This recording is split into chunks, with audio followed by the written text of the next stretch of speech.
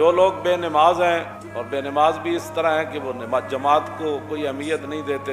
شرعی مجبوری ہو وہ تو ہے۔ تو بات جو میں کرنے لگا ہوں بہت بڑی بات ہے،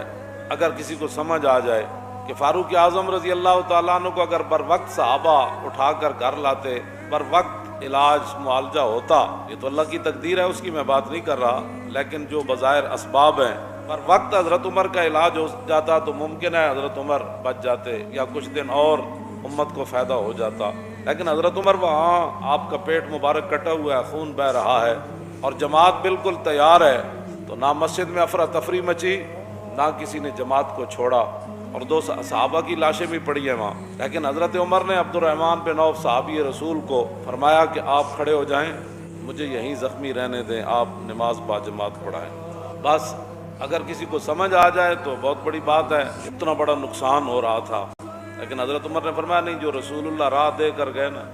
نماز پڑھائیں آپ۔ حضرت عمر ساتھ خون بہہ رہا ہے اور صحابہ کی لاشیں بھی پڑی ہوئی ہیں،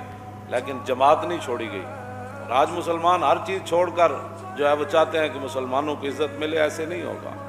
انہی راستوں پر چلیں گے تو عزت بنے گی۔